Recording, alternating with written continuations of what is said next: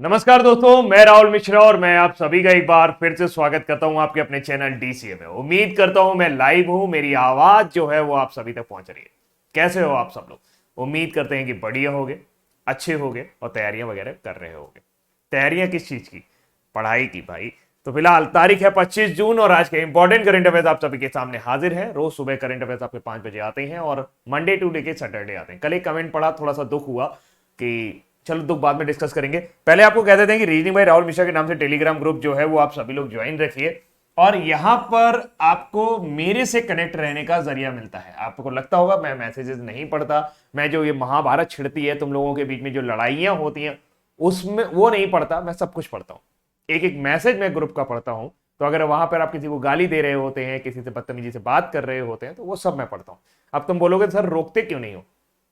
रोकते इसलिए नहीं है क्योंकि मुझे लगता है कि आप सब समझदार हैं, आप सब अपने जीवन का अच्छे बुरे का फैसला कर सकते हैं। आप बच्चे नहीं हैं कि आपको हर बात के लिए टोका जाए। अरे ऐसे मत बोलो, ऐसे मत करो। हाँ, जहां जरूरत लगती है, जब तुम लोग की गालियों की हद मुझे तक आने लगती है तो मैं जरूर कूद पड़ता हूं कि भाई मुझे क्यों कर आ रहे हो, आपस में ही लड़ लो।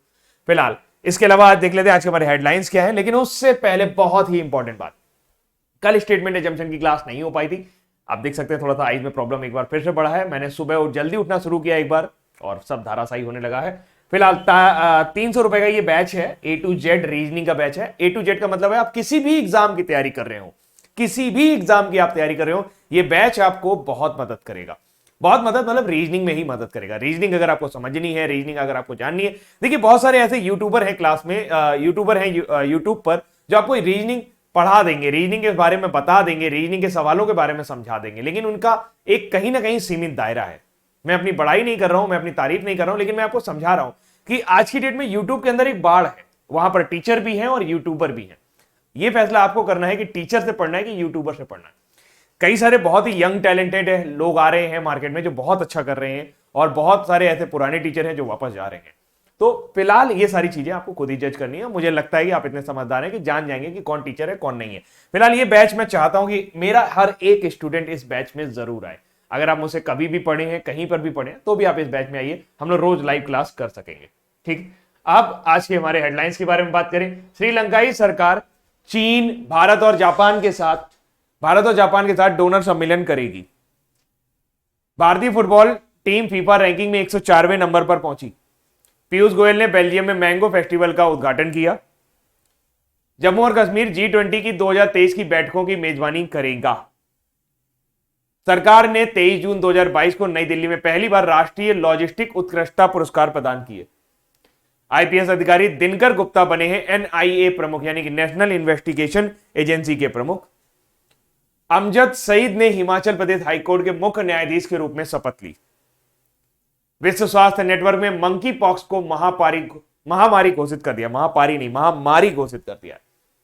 गुजरात के मुख्यमंत्री ने किया है 17वें साला प्रवेशोत्सव का शुभारंभ। और राष्ट्रीय MSME पुरस्कार 2022 में उड़ीसा को प्रथम पुरस्कार दिया गया। खाद्य प्रसंस्करण उद्योग राज्य मंत्री श्री प्रहलाद सिंह पटेल ने राष्ट्रीय बाजरा सम्मेलन का उद्घाटन किया। और आज का मोटिवेशनल कोट, जीत निश्चित हो तो कायर भी लड़ सकते हैं, बहादुर तो वो कहलाते हैं जो हार निश्चित हो फिर भी मैदान नहीं छोड़ते। देखिए अलग अलग सोचने का नजरिया होता है। तो जब मैंने ये मोटिवेशनल कोट पढ़ा मुझे लगा अरे वाह क्या लाइनें हैं, आज तो छा जाएंगे एकदम। जब बच्चे पढ़ेंगे या स्टूडेंट सुनेंगे तो उनको लगेगा क्या भोकाली लाइन लिख दी है सर ने। मतलब मैंने नहीं लिखी, किसी और ने लिखी, मैंने कॉपी की है। जीत निश्चित हो तो कायर भी लड़ सकते हैं, बहादुर वो कहलाते हैं जो हार निश्चित हो फिर भी मैदान नहीं छोड़ते। अरे जरूरत क्या है बहादुर बनने की? क्या जरूरत है बहादुर बनने की? आप इसको कुछ और समझ रहे थे, मैं इससे कुछ और समझा रहा हूं आपको।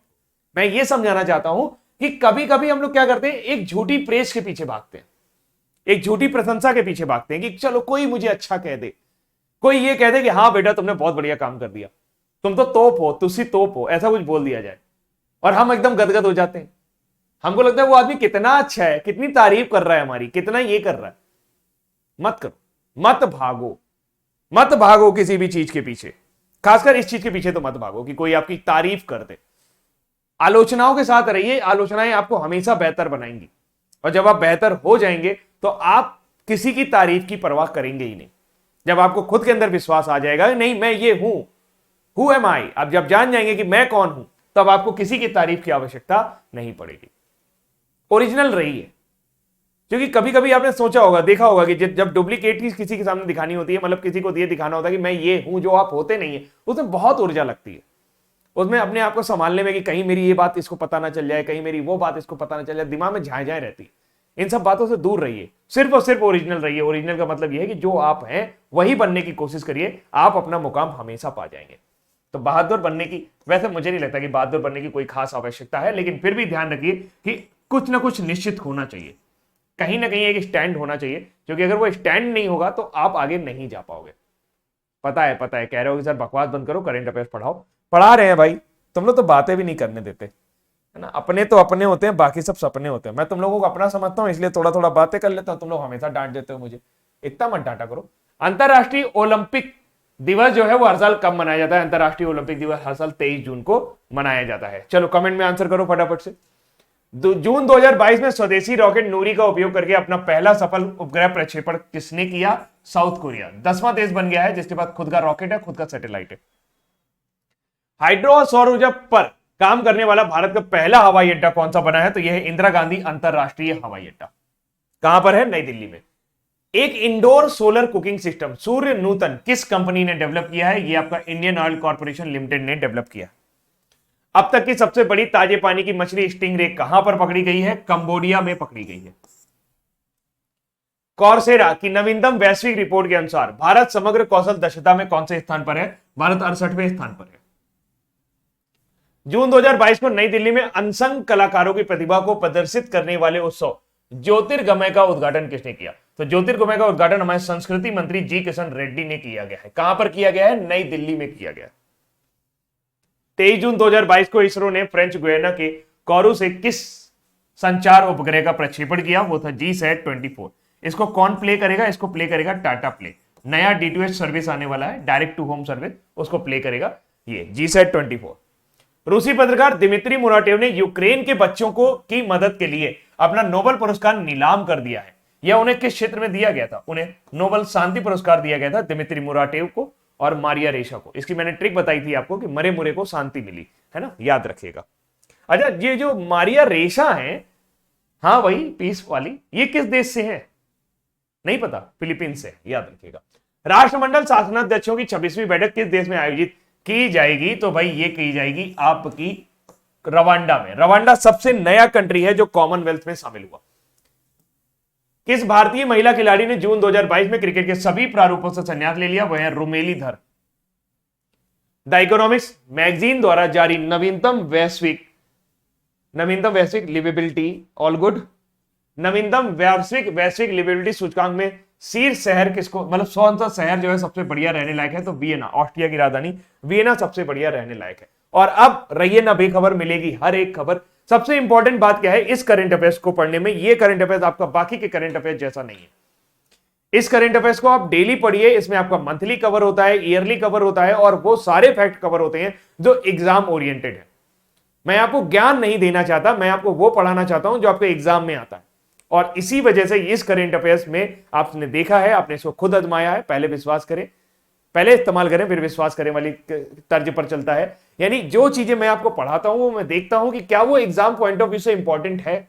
अगर वो एग्जाम पॉइंट ऑफ व्यू से इंपॉर्टेंट है तो वो यहां पर होगी, आज नहीं होगी तो कल होगी। लेकिन अगर वो एग्जाम पॉइंट ऑफ व्यू से इंपॉर्टेंट नहीं है, सिर्फ और सिर्फ मैं अपना ज्ञान दिखाने के लिए कि मेरे को देखो कितना आता है, मैंने ये भी पढ़ लिया है, मैंने वो भी पढ़ लिया है, तो शायद मैं सोमैन नहीं हूं, मैं सिर्फ और सिर्फ एक टीचर हूं। तो आज के करंट अफेयर्स में चलेंगे। कल कोई कह रहा था कि ये बहुत ही हाईली इरेगुलर टीचर है, इससे पढ़ना नहीं चाहिए, इससे मैं किसी को रिकमेंड नहीं करूंगा। एक बात का बस मुझे जवाब देना कि जो इरेगुलरिटी आपको दिखाई देती है, क्या उसकी वजह से आपका कभी भी नुकसान हुआ या कभी भी मैंने उस नुकसान होने दिया? मैं पूरी जिम्मेदारी के साथ ठोक के कहता हूं कि अगर मैंने किसी दिन क्लास नहीं ली है तो अगले दिन उस क्लास को कवर करने की पूरी कोशिश की। एक भी न्यूज मेरी आंखों से बच नहीं सकती और आपके करंट अफेयर्स में छूट नहीं सकती। इतना तो भरोसा कर सकते हो मुझ पर। और दूसरी बात, अगर बात होती है इरेगुलरिटी की, तो ये वो लोग हैं जिन्होंने अभी नया ज्वाइन किया है, जो पिछले 3 सालों से करंट अफेयर्स पढ़ रहे हैं। उन्हें पता होगा कि ये इरेगुलरिटी तब से शुरू हुई है जब से मेरी आंख में प्रॉब्लम आई है। अदरवाइज कभी भी मैं इरेगुलर नहीं रहा हूं। किसी को कुछ भी आलोचना करना हमेशा आसान होता है, लेकिन उसके पीछे की मेहनत को देखना हमेशा मुश्किल होता है। फिलहाल आज भरा बैठा हूं, कुछ ज्यादा ना निकल जाए। आइए सवाल करते हैं। निम्न में से किस देश ने चीन, भारत और जापान के साथ डोनर सम्मेलन करने की घोषणा की है? क्यों? डोनर क्या होता है? डोनर क्या होता है? डोनर का मतलब जो डोनेट करे, जो दान दे। क्यों दान की जरूरत है श्रीलंका को? श्रीलंका में कोरोना महामारी के कारण इनका जो पर्यटन विभाग था वो पूरी तरीके से ध्वस्त हो गया। श्रीलंका की जो जीडीपी है वो मैक्सिमम पर्यटन पर काम करती थी, टूरिज्म पर काम करती थी। जब कोरोना के दौरान लॉकडाउन लगा तो इनका टूरिज्म विभाग पूरी तरीके से, या टूरिज्म से जरिए जो रेवेन्यू आता था वो पूरी तरह से नष्ट हो गया। उसके बाद श्रीलंका में जो भैया की सरकार थी, राजपक्षे भैया की, उन्होंने जनता को खुश करने के लिए कुछ ऐसे फैसले लिए कि ये फ्री कर देते हैं, वो फ्री कर देते हैं, और रेट थोड़े कम कर दिए। उसी वजह से श्रीलंका की जो इकोनॉमी है वो पूरी तरीके से ध्वस्त हो गई, और इतनी ध्वस्त हो गई कि कल वहां पर घरेलू गैस सिलेंडर खरीदने के तक के भी पैसे नहीं थे। अभी वर्ल्ड बैंक से उनको कुछ फंडिंग हुई है जिसके जरिए वो घरेलू गैस के लिए घरेलू गैस खरीदेंगे। तो ऐसी स्थिति में अभी आईएमएफ का कुछ कर्ज का वो था, वो घोषित नहीं कर पाए, तो श्रीलंका को दिवालिया घोषित कर दिया आईएमएफ ने। इस बार तो आईएमएफ ने उसकी जीडीपी की रैंकिंग भी जारी नहीं की, क्योंकि बोला गया है कि आंकड़े ही नहीं उपलब्ध हो पा रहे। तो श्रीलंका की हालत वाकई में बहुत ज्यादा खराब है। ऐसे में श्रीलंका जो है वो मदद मांग रहा है चीन, भारत और जापान में। भारत ने तो कहा कि हम आपकी मदद करेंगे, जापान ने भी कहा हम आपकी मदद करेंगे, लेकिन चीन ने पहली बार इसको ठुकरा दिया था, लेकिन अब जाके वो मान गए हैं शायद कुछ मदद करेंगे। तो श्रीलंका जो है वो डोनर सम्मेलन आयोजित करने जा रहा है, किसके बीच? किसके साथ? चीन, भारत और जापान के साथ। श्रीलंका में वर्तमान समय में रानिल विक्रमसिंघे की सरकार है, और वो श्रीलंकाई अर्थव्यवस्था को पूरी तरीके से बचाने में लगे हुए हैं। तो श्रीलंकाई सरकार चीन, भारत और जापान के साथ डोनर सम्मेलन करेगी। श्रीलंका के प्रधानमंत्री रानिल विक्रमसिंघे ने हाल ही में संसद में ये बात उन्होंने बताई। हाल ही में संसद में ये बात उन्होंने बताई कि भाई हम ऐसा करने जा रहे हैं, और श्रीलंका की अर्थव्यवस्था को फिर से हम सुधारने के उसमें आएंगे। अपने दोस्तों से पैसे मांगेंगे, अपने दोस्तों से अपने कुछ उधार लिया जाएगा, तो वो सारी चीजें यहां पर होंगी। श्रीलंका अपनी सत्ता के बाद से सबसे खराब आर्थिक संकट से उभरने का, विदेशी सहायता प्राप्त करने का प्रयास कर रहा है। श्रीलंका की अर्थव्यवस्था भारी कर्ज, खोए हुए पर्यटन राजस्व और महामारी के अन्य प्रभावों के साथ साथ वस्तुओं की बढ़ती लागत के बोझ तले दब रही है। नतीजा एक ऐसा देश है जो दिवालिया होने की ओर बढ़ चुका है, या दिवालिया हो ही चुका है। श्रीलंका की बात करें तो 4 फरवरी को श्रीलंका को इंडिपेंडेंस प्राप्त हुई थी। नेशनल एनिमल को लेकर के विवाद है, क्योंकि यहाँ पे सिंगली और तमिल को लेकर के काफी लड़ाई वगैरह चलती रहती है। नेशनल बर्ड की बात करें तो सिलोन जंगल फाउल जो है गैलस पैरेट में। नेशनल फ्रूट जो है जैक फ्रूट यानी कटहल है, और नेशनल ट्री है आयरन वुड का पेड़। आयरन वुड के पेड़ आपको कोस्टल एरिया पे काफी ज्यादा देखने को मिलेंगे। फेमस फेस्टिवल वैशाख पोया पोषण फेस्टिवल, ये प्रमुख इनके त्योहार हैं। आपको लगता होगा ये स्लाइड में बार बार क्यों लाता हूं? ये स्लाइड में बार बार इसलिए लाता हूं क्योंकि आप एक ही स्लाइड में श्रीलंका के बारे में सब कुछ जान जाए, खासकर स्टैटिक जीके तो ऑलमोस्ट जान ही जाए। प्राइम मिनिस्टर वर्तमान समय में रानिल विक्रमसिंघे है। प्रेसिडेंट गोटाबाया राजपक्षे, महिंदा राजपक्षे ने भी इस्तीफा दे दिया था। डेमोक्रेटिक सोशलिस्ट रिपब्लिक जो है वो यहां पर पार्लियामेंट है। मेंबर ऑफ पार्लियामेंट 225 है। मेन लैंग्वेज जो बोली जाती है वो सिंगली और तमिल बोली जाती है। कुल 9 राज्य आपको श्रीलंका में देखने को मिलेंगे। श्रीलंकन रुपी जो है यहाँ की करेंसी है। यहाँ की जो सबसे ऊंची चोटी है वो है पिदुरु तालागला, जबकि लॉन्गेस्ट रिवर है महावेली गंगा। वॉलीबॉल जो है वो यहाँ का स्टेट गेम है। श्रीलंका की 2 राजधानी है, एक कोलंबो है और श्री जयवर्धनपुर कोट्टा भी श्रीलंका की राजधानी है। आगे बढ़ते हैं, श्रीलंका के बारे में थोड़ी सी बातचीत करते हैं। श्रीलंका से जुड़े हुए करंट अफेयर्स के बारे में थोड़ा सा डिस्कस करने की कोशिश करूंगा मैं। श्रीलंका ने अभी हाल ही में एक चक्रवात आया था, उसका नाम दिया था। उस चक्रवात का नाम क्या था? आसानी। तो आसानी जो साइक्लोन आया था उसका नाम किसने दिया था? उसका नाम श्रीलंका ने दिया था। भारत और श्रीलंका के बीच में अभी हाल ही में स्लीनेक्स हुआ। स्लीनेक्स एस यहां लिख देता हूं, SLINEX। ये कहां पर आयोजित हुआ? ये स्लीनेक्स जो है ये भारत और श्रीलंका नौसेना के बीच में आयोजित हुआ था, और ये आपका विशाखापट्टनम में आयोजित हुआ था। ये 9वां संस्करण था। ये कौन सा संस्करण था? 9th एडिशन था स्लीनेक्स का। ये कहां पर आयोजित हुआ था? विशाखापट्टनम में इसका आयोजन किया गया था। ठीक है। अच्छा, भारतीय सेना और श्रीलंका सेना के बीच में जो आपका मिलिट्री एक्सरसाइज होता है वो होता है मित्र शक्ति। मित्र शक्ति का 8वां संस्करण, 8th एडिशन, 8वां संस्करण इस बार अंपारा में आयोजित हुआ था। अंपारा कहां पर है? श्रीलंका में आयोजित है। अभी भारत और श्रीलंका ने त्रिंकोमोली ऑयल रिजर्व सेंटर है, वहां पर टैंक है काफी सारे, उसको लेकर के एक समझौता हुआ है। इसके अलावा श्रीलंका की अगर हम बात करें, और मुझे कुछ याद आ रहा है, स्लीनेक्स हो गया, मित्र शक्ति हो गया, आसानी हो गया। इसके अलावा हाँ, श्रीलंका में अभी हाल ही में बिम्स्टेक सम्मेलन हुआ था। 5वां बिम्स्टेक सम्मेलन कहां पर हुआ था? ये आपका श्रीलंका में हुआ था, और यहां पे हमारे भारतीय प्रधानमंत्री नरेंद्र मोदी जी ने हिस्सा लिया था। ये मैंने आपको पहले भी पढ़ाया है। और सबसे इंपॉर्टेंट बात यह है कि ये प्रश्न अभी हाल ही में यूपी पीसीएस परीक्षा में पूछा गया है। आगे बढ़ते हैं, नवीनतम फीफा विश्व रैंकिंग में भारतीय पुरुष फुटबॉल टीम कौन से स्थान पर पहुंच गई है? पुरुष फुटबॉल टीम 104 नंबर पर पहुंच गई है, लेकिन साथ साथ फीफा ने अल्टीमेटम भी दे दिया। सुधर जाओ वरना तुम्हें वर्ल्ड फुटबॉल संघ से बाहर कर देंगे। ऐसा क्या हो रहा है फीफा ने, भारत में क्या हो रहा है? भारत में है all India football federation. All India football federation में वर्तमान समय में जो हेड है वो है प्रफुल्ल पटेल।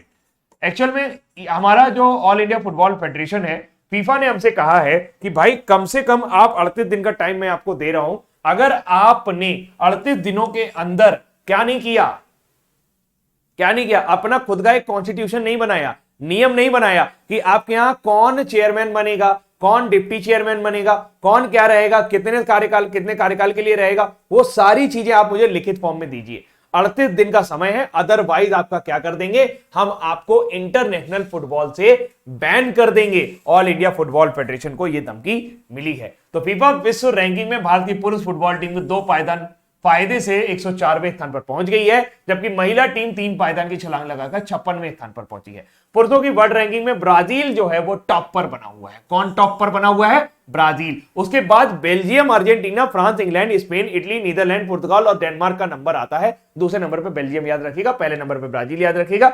एशियाई फुटबॉल परिसंघ की बात की जाए, यानी एशियाई देशों की बात की जाए, तो भारत की जो फुटबॉल टीम है वो 19वें नंबर पर चल रही है। फीफा फुटबॉल कप खेलते हुए, यानी फीफा फुटबॉल वर्ल्ड कप खेलते हुए देखा जाए तो मजा आए कुछ। फिलहाल फीफा के फुटबॉल वर्ल्ड कप की बात की जाए तो फीफा का पिछला वाला जो फुटबॉल वर्ल्ड कप हुआ था वो होता 2018 में। 2018 में ये कहां पर हुआ था? 2018 में ये रसिया में हुआ था और इसमें फ्रांस ने क्रोएशिया को हराकर जीत दर्ज की थी। यानी वर्तमान समय में फुटबॉल चैंपियन कौन है? फ्रांस है। इसके अलावा फीफा का 2022 का जो वर्ल्ड कप प्रस्तावित है वो कहां पर प्रस्तावित है? वो आपका कतर में प्रस्तावित है। अभी हाल ही में इसका मस्कट जारी किया गया। इसका मस्कट क्या था? लाइव जो था वो इसका मस्कट जारी किया गया। कुछ दिन पहले ही 2026 की घोषणा की गई थी कि 2026 का जो आपका फीफा वर्ल्ड कप होगा वो कहां पर होगा? वो कनाडा में होगा। वो और कहां पर होगा? वो मैक्सिको में होगा। और वो कहां पर होगा? वो यूएसए में होगा। इस वाले वर्ल्ड कप में पहली बार आपकी 32 की जगह 48 टीमें हिस्सा ले रही हैं। कितनी टीमें हिस्सा लेंगी? 48 टीमें इस फीफा वर्ल्ड कप में हिस्सा लेंगी जो 2026 का होगा। और इसमें कुल 80 मैच खेले जाएंगे। कितने मैच खेले जाएंगे? 80 मैच खेले जाएंगे।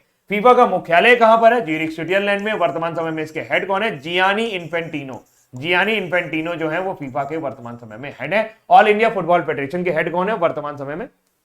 प्रफुल्ल पटेल। वर्तमान समय में कौन है?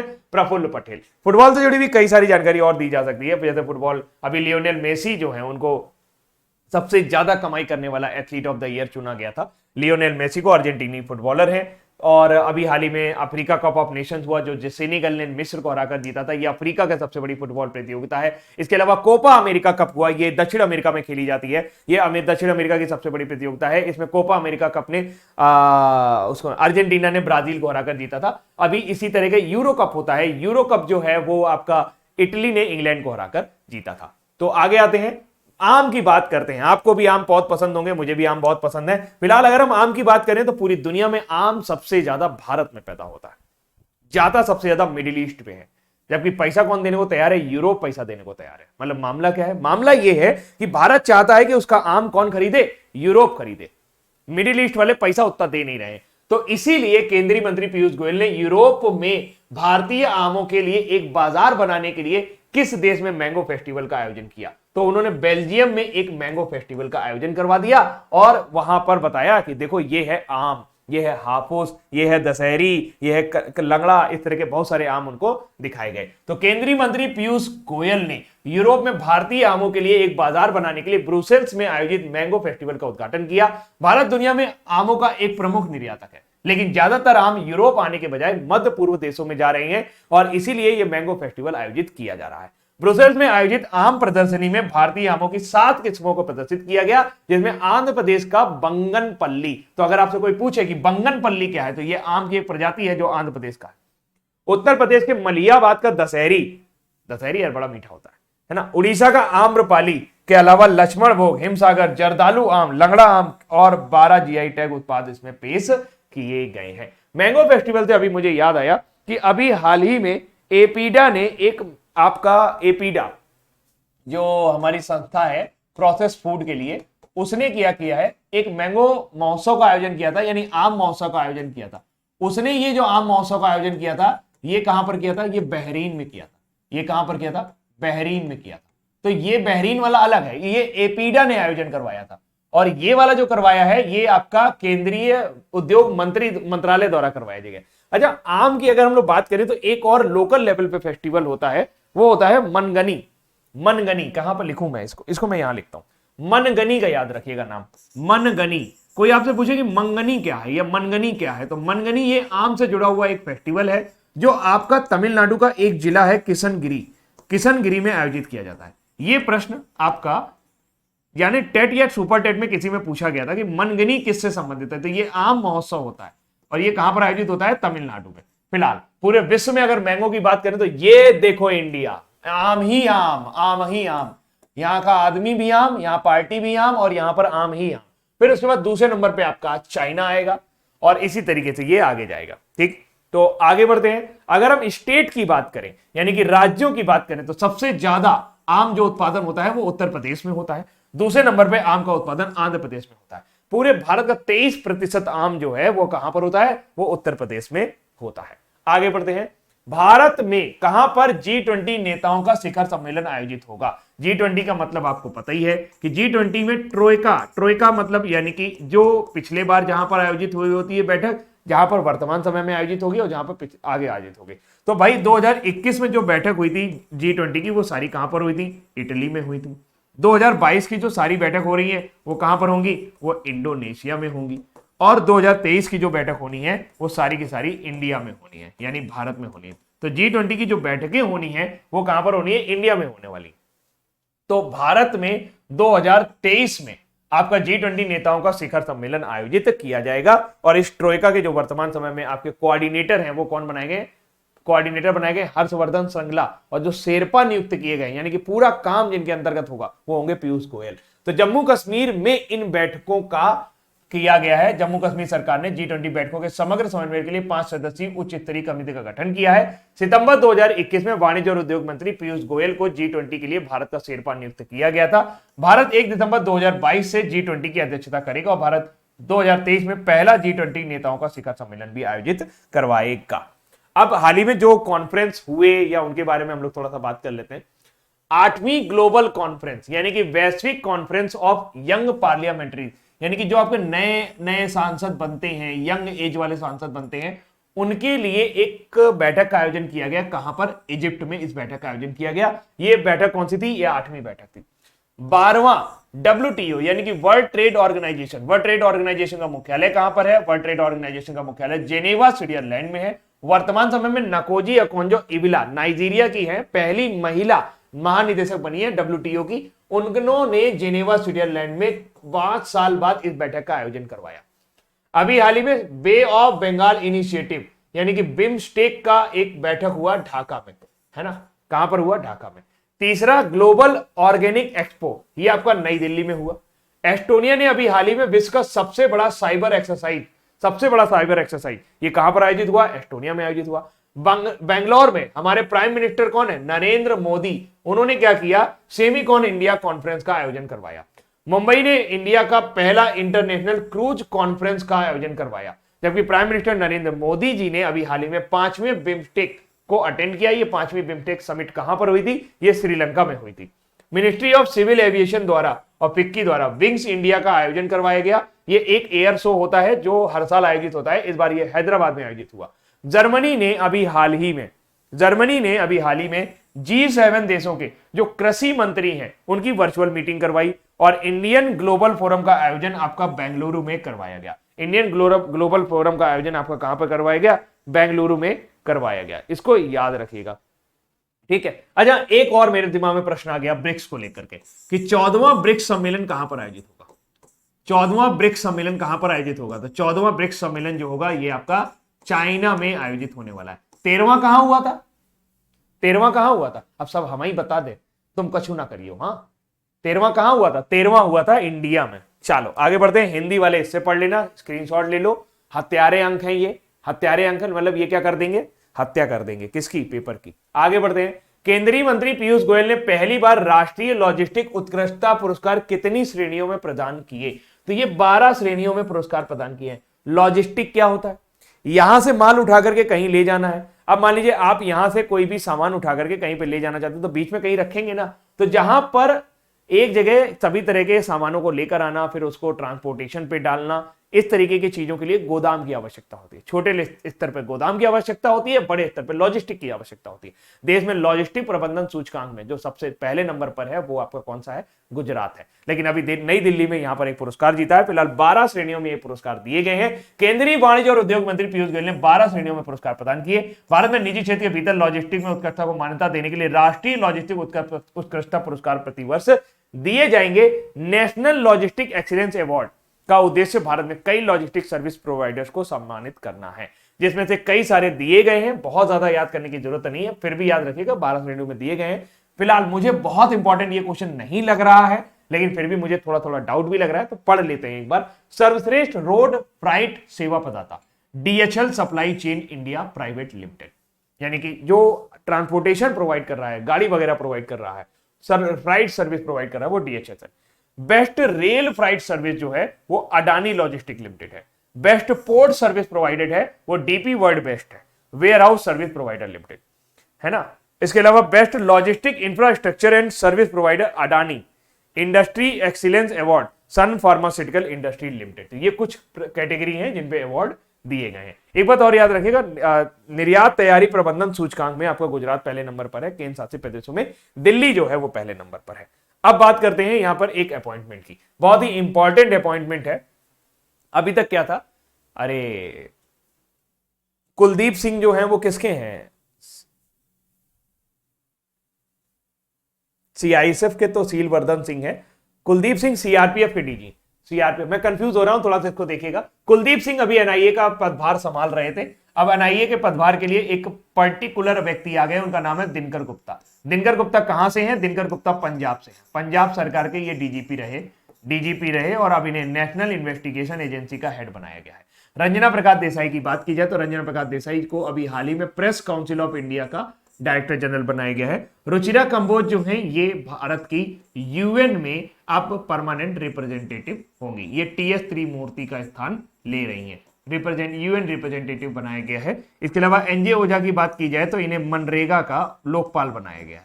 इन्हें मनरेगा का क्या बनाया गया है? लोकपाल बनाया गया। मुझे ये नहीं याद आ रहा, मेरा दिमाग जो है वो घूम गया अचानक से कि कुलदीप सिंह जो है वो किसके DG हैं। शायद CRPF लग रहा है मुझे, लेकिन मैं थोड़ा सा कंफ्यूज हूं, तो उसको रहने देते हैं। बस ये याद रखिएगा, कुलदीप सिंह अभी तक काम कर रहे थे, YS कौमुदी की जगह उन्होंने पदभार संभाला था। YS कौमुदी का वो एक्स्ट्रा प्रभार चल रहा था उनका। तो 1987 बैच के IPS अधिकारी और पंजाब पुलिस के पूर्व प्रमुख दिनकर गुप्ता को राष्ट्रीय जांच एजेंसी का महानिदेशक नियुक्त किया गया है। नियुक्ति समिति ने 31 मार्च 2024 तक गुप्ता की NIA प्रमुख के रूप में नियुक्ति को मंजूरी दे दी है। गुप्ता के असाधारण साहस के प्रदर्शन को लिए पुलिस मेडल फॉर गैलेंट्री 1992 में और bar to police medal for gallantry 1994 से अलंकृत किया गया था। अब चर्चा कर लेते हैं कि अभी हाल ही में जो मेन अपॉइंटमेंट हुए उनके बारे में एक बार चर्चा करते हैं। इसीलिए मैं कह रहा हूं इसके नोट्स बनाने की जरूरत नहीं है। आप सिर्फ और सिर्फ रोज आओ, वीडियो देखो, चुपचाप चाय पियो, चले जाओ, और कुछ करने की जरूरत नहीं है। PDF आपको DCA ऐप पर उपलब्ध हो जाएगी, इसलिए ऐप को जरूर डाउनलोड रखें, अपने पास रखें, काम का ऐप है आपके, और बैच वगैरह ज्वाइन करते रहें। रेबाब फातिमा जो है ये बांग्लादेश की है। इनको UN में अंडर सेक्रेटरी नियुक्त किया गया है। कहां पर नियुक्त किया गया है? Under secretary. Antonio Guterres secretary, Antonio Guterres के अंडर सेक्रेटरी। NJ ओझा अभी मैंने आपको बताया मनरेगा लोकपाल। NJ ओझा मनरेगा लोकपाल। स्वरूप कुमार साहा के बारे में क्या जानते हैं आप? स्वरूप कुमार साहा जो हैं उनको अभी हाल ही में पंजाब एंड सिंध बैंक का MD बनाया गया, CMD बनाया गया। पंजाब एंड सिंध बैंक का CMD बनाया गया, चीफ मैनेजिंग डायरेक्टर बनाया गया। राजेश गेरा NIC national informatics centre, SL1000 सीमा सशस्त्र बल के DG बनाए गए, सीमा सशस्त्र बल के डायरेक्टर जनरल। अश्वनी भाटिया सेबी के परमानेंट मेंबर बनाए गए। Security exchange board of India के परमानेंट मेंबर बनाए गए। कौन से मेंबर बनाए गए? परमानेंट मेंबर बनाए गए। कौन? ये SBI से आते हैं। SBI में आलोक कुमार चौधरी को इनकी जगह मैनेजिंग डायरेक्टर बनाया गया। किसको बनाया गया? आलोक कुमार चौधरी को मैनेजिंग डायरेक्टर बनाया गया। भावनाओं को समझ लीजिएगा। मानिक शाह जो है वो त्रिपुरा के CM बनाए गए। SS Mundra Bombay stock exchange. BS Raju vice chief of army staff. Nidhi Chhibber CBSE central board of secondary education की head, Sanjeev Bajaj confederation of Indian industry के head, Rajiv Kumar chief election commissioner मुख्य चुनाव आयुक्त, पुष्प कुमार जोशी एचपीसीएल के chairman, Nand Mulchandani chief technical officer in CIA central investigation agency, Tarun Kapoor advisor of to PM, advisor to PM, Sangeeta Singh central board of direct taxes की head और Vijay Sampla national commission for schedule caste, national commission for schedule caste. अब दोबारा repeat करने के लिए आप video को दोबारा से रिवाइंड करके देख सकते हैं मेरा। चलो रहने दो, आगे बढ़ते हैं। जून 2022 को हिमाचल प्रदेश उच्च न्यायालय के 27वें मुख्य न्यायाधीश के रूप में किसे नियुक्त किया गया है? तो अभी हाल ही में 6 न्यायाधीशों की इधर उधर भेजा गया है। तो न्यायाधीश याद रखना आवश्यक है। अगर आप किसी राज्य का एग्जाम देने जा रहे हैं तो कम से कम अपने राज्य का जरूर याद रखिए। इलाहाबाद हाईकोर्ट के वर्तमान समय में राजेश बिंदल है, उत्तर प्रदेश वाले ध्यान रखें। अमजद एहतेसम सईद को हिमाचल प्रदेश का मुख्य न्यायाधीश बनाया गया है। हिमाचल प्रदेश उच्च न्यायालय या उच्च न्यायालय की अगर हम बात करें तो हाईकोर्ट का जो चीफ जस्टिस होता है वो आर्टिकल नंबर 217 के तहत प्रेसिडेंट द्वारा अपॉइंट किया जाता है। मतलब ये राष्ट्रपति के प्रसाद पर्यंत पद ग्रहण करता है। तो हाईकोर्ट का याद रखिएगा 217। और सुप्रीम कोर्ट की अगर हम बात करें तो सुप्रीम कोर्ट से जुड़ा हुआ जो आर्टिकल है या अनुच्छेद है वो है 124। सुप्रीम कोर्ट से जुड़ा हुआ अनुच्छेद कौन सा? 124। इसके बाद के अनुच्छेद जो है वो सुप्रीम कोर्ट से जुड़े हुए होंगे। सुप्रीम कोर्ट के वर्तमान समय में प्रमुख कौन है? चीफ जस्टिस ऑफ इंडिया है एनवी रमन्ना। फिलहाल सतीश चंद्र शर्मा की बात करें तो न्यू दिल्ली के ये चीफ जस्टिस बनाए गए हैं। सिंधे संभाजी शिवाजी जो हैं ये शायद गुवाहाटी के हैं और रश्मि एम छाया जो हैं आगे लिखा हुआ है, देख लेंगे हम लोग, कंफ्यूज नहीं होते हैं हम लोग, देख लेते हैं। हाँ, न्यायमूर्ति विपिन सांघी जो हैं वो उत्तराखंड में गए हैं। अमजद ए सईद हिमाचल प्रदेश गए हैं। एसएस सिंधे राजस्थान के हैं, सॉरी। हाँ, ये रश्मिन मनरभाई छाया ये गुवाहाटी उच्च न्यायालय में और उज्जवल भुइया जो है वो तेलंगाना उच्च न्यायालय में। तो ये अभी अभी परिवर्तन हुए हैं, इनके आप जरूर याद रखिए। उत्तराखंड में गए हैं विपिन सांघी, हिमाचल प्रदेश में अमजद ए सईद, राजस्थान में गए हैं एसएस सिंधे और गुवाहाटी में गए हैं रश्मिन मनहर छाया और रश्मिन एम छाया, तेलंगाना उच्च न्यायालय में उज्जवल भुइया। याद रखिएगा इनको, ठीक है। और हम लोग इसके बारे में बात कर रहे थे, हिमाचल प्रदेश की बात कर रहे थे अमजद एहतेसम सईद, दिल्ली में सतीश चंद्र शर्मा। ठीक, आगे बढ़ते हैं। अरे बाप रे, सुबह सुबह इस तरह तस्वीर को मत देखिए। फिलहाल विश्व स्वास्थ्य नेटवर्क ने अभी हाल ही में मंकी पॉक्स को क्या कर दिया है? महामारी घोषित कर दिया है। मंकी पॉक्स वर्तमान समय में कई सारे देशों में लगातार फैल रहा है। इसमें क्या होता है? इसमें चेचक की तरीके दाने निकल आते हैं और ये एक जूनोटिक बीमारी है। जूनोटिक बीमारी उन बीमारियों को कहा जाता है जो जानवरों में होती हैं और जानवरों को हुआ करती थी, लेकिन धीरे धीरे क्या हो गई है, वो अब इंसानों की तरफ भी ट्रांसफर होने लगी है। मंकी पॉक्स में डेथ का जो रेट है वो 3 से 6% होता है। मतलब कि अगर 100 लोगों को मंकी पॉक्स हुआ है तो 3 से 6 व्यक्तियों की जो है वो मृत्यु होने की संभावना होती है। फिलहाल अभी भारत में एक मामला इसका सामने आया है जिसकी पुष्टि होना जो है वो अभी बाकी है। तो WHO ने 58 देशों में मंकी पॉक्स के 3417 मामलों की पुष्टि के बाद मंकी पॉक्स को एक महामारी घोषित कर दिया है। यह एक वायरल संक्रमण है जो मूसकों यानी चूहों और प्राइमेट में उत्पन्न हुआ और व्यक्तियों में फैल गया। इसके लक्षणों में बुखार, दाने, सूजी हुई लिम्फ नोड शामिल है। मंकी पॉक्स आमतौर पर 2 से 4 सप्ताह तक रहता है और अपने आप ही खत्म हो जाता है। तो फिलहाल विश्व स्वास्थ्य संगठन की बात की जाए तो WHO का मुख्यालय जेनेवा स्विट्जरलैंड में है। वर्तमान समय में टेड्रोस अधानोम घेब्रियस जो हैं वो आपके इसके हेड हैं। टेड्रोस अधानोम घेब्रियस जो हैं वो एक बार फिर से WHO के महानिदेशक के रूप में चुने गए हैं। ये इथोपिया से बिलोंग करते हैं और मजेदार बात यह है कि इथोपिया ने ही इनके चुने जाने का विरोध किया था। इसके अलावा याद रखिएगा अभी ये भारत आए थे। भारत में ये कहां गए? भारत में ये गए जामनगर। जामनगर कहां पर है? जामनगर दोस्तों आपका गुजरात में है। तो गुजरात में क्यों गए ये? वहां पर इन्होंने एक ट्रेडिशनल मेडिसिन सेंटर की स्थापना की। वहां पर प्रधानमंत्री मोदी भी पहुंचे थे। ट्रेडिशनल मेडिसिन सेंटर का उद्घाटन किया, यानी कि परंपरागत औषधि केंद्र का उद्घाटन किया, जिसमें योगा और आयुर्वेद को आगे बढ़ाने की बात की गई है। जून 2022 को किस राज्य के प्राथमिक विद्यालयों में छात्रों के नामांकन के लिए 17वें साला प्रवेश उत्सव की शुरुआत की गई है? तो ये 17वें साला जो प्रवेश उत्सव की शुरुआत की गई है ये की गई है गुजरात में। अब बच्चों के नए सत्र शुरू हो रहे हैं ना, तो उसमें क्योंकि कोविड-19 के बाद ये सब रहा, तो गुजरात के मुख्यमंत्री भूपेंद्र पटेल ने 23 जून को राज्य के प्राथमिक विद्यालयों में छात्रों के नामांकन के लिए 17वें साला प्रवेश उत्सव की शुरुआत की है। यह 3 दिवसीय नामांकन अभियान है जो बनासकंठा जिले के बडगाम तालुकों में मेमादपुर प्राथमिक विद्यालय से शुरू हुआ। 3 दिवसीय अभियान में राज्य के अधिकारी सभी जो हैं वो विभिन्न स्कूलों का दौरा करेंगे और कक्षा 1 में बच्चों के नामांकन की बातचीत बढ़ाएंगे। फिलहाल गुजरात की बात की जाए तो अभी हाल ही में मां उमिया धाम डेवलपमेंट प्रोजेक्ट, ये कहां पर लगाया गया? गुजरात में लगाया गया। ट्रेडिशनल मेडिसिन सेंटर कहां पर लगाया गया? गुजरात के जामनगर में लगाया गया। इसके अलावा सुंदरबन नाम का एक छोटा चिड़ियाघर है, कहां पर? गुजरात में। यहां पर एडॉप्ट एनिमल नाम की स्कीम शुरू की गई है, यानी यहां पर आप जानवरों को गोद ले सकते हैं। स्टेट, अब गोद लेने का मतलब ये नहीं गोद में उठा के चले आए, गोद लेने का मतलब उनका खर्चा पानी झेलो। तो यहां पर स्टेट गवर्नमेंट ने अभी हाल ही में अनाउंस किया है कि नया बायोटेक्नोलॉजी पॉलिसी यानी कि नई जैव प्रौद्योगिकी नीति को अनावरण करेंगे। नई सोलर नीति भी ये लेकर आए थे। गुजरात जो है उसने एक बार फिर से एक्सपोर्ट प्रिपेयर्डनेस इंडेक्स यानी कि निर्यात तैयारी सूचकांक में पहला स्थान हासिल किया है। 12वां डिफेंस एक्सपो, 12वां सीजन डिफेंस एक्सपो का गुजरात के गांधीनगर में हो गया शायद। स्टेट ने अभी हाल ही में लॉजिस्टिक परफॉर्मेंस इंडेक्स में भी टॉप किया था। गुजरात ने ही वतन प्रेम योजना शुरू की है। वतन प्रेम योजना के अंतर्गत जो भी आपके नॉन रेजिडेंस इंडियन है, यानी कि जो गुजरात में रहने वाले भाई लोग हैं, वो गुजरात में इन्वेस्ट कर सकते हैं उनकी योजनाओं में। नेशनल मैरीटाइम हेरिटेज कॉम्प्लेक्स यानी कि राष्ट्रीय समुद्री धरोहर स्थल जो है, ये पुर्तगाल के सहयोग से कहां पर डेवलप किया गया है? ये आपका गुजरात में डेवलप किया गया है। अभी हाल ही में इंडिया का सबसे बड़ा सोलर पार्क गुजरात का जो कच्छ का रन है, कच्छ का जो एरिया है, वहां पर इसको ओपन किया जाएगा, जहां पर 4.75 गीगावाट ऊर्जा उत्पादन होगा। यह विश्व में सबसे बड़ा हो जाएगा। आगे बढ़ते हैं। कैपिटल की बात करें तो गुजरात की कैपिटल है गांधीनगर और इसी की तटरेखा जो है वो सबसे लंबी है, यानी कि जो कोस्टल लाइन है गुजरात की वो सभी राज्यों में सबसे लंबी है। सीएम भूपेंद्र पटेल है, गवर्नर आचार्य देवव्रत है।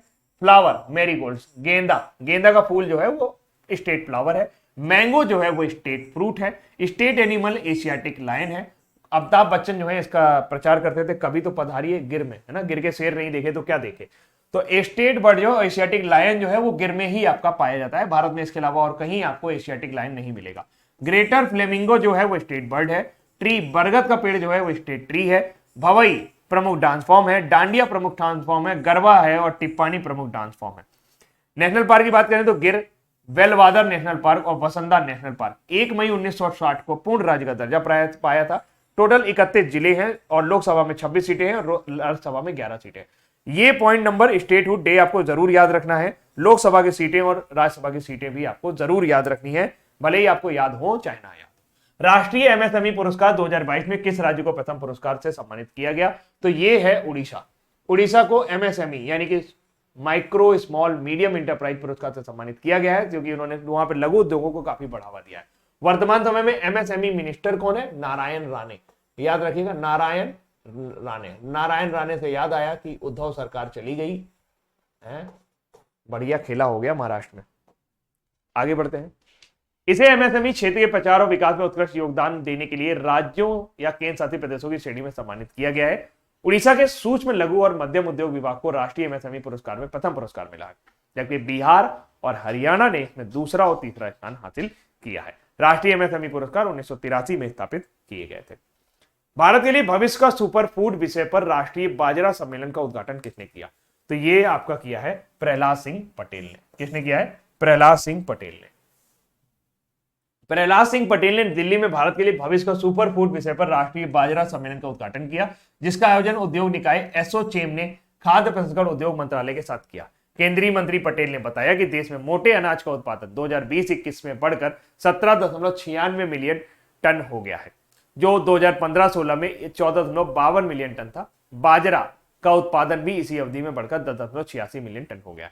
वर्ष 2023 में बाजरा का अंतरराष्ट्रीय वर्ष होगा, यानी कि ये संयुक्त राष्ट्र ने घोषणा की है कि इंटरनेशनल ईयर ऑफ मिलेट्स, मोटे अनाज के लिए जो वर्ष है वो 2023 में संयुक्त राष्ट्र ने इसकी घोषणा कर रखी है। तो इसको याद रखिएगा, 2023 जो है वो मोटे अनाज का वर्ष माना जाएगा। इसके अलावा न्यूनतम समर्थन मूल्य आपको हमेशा याद रखने चाहिए।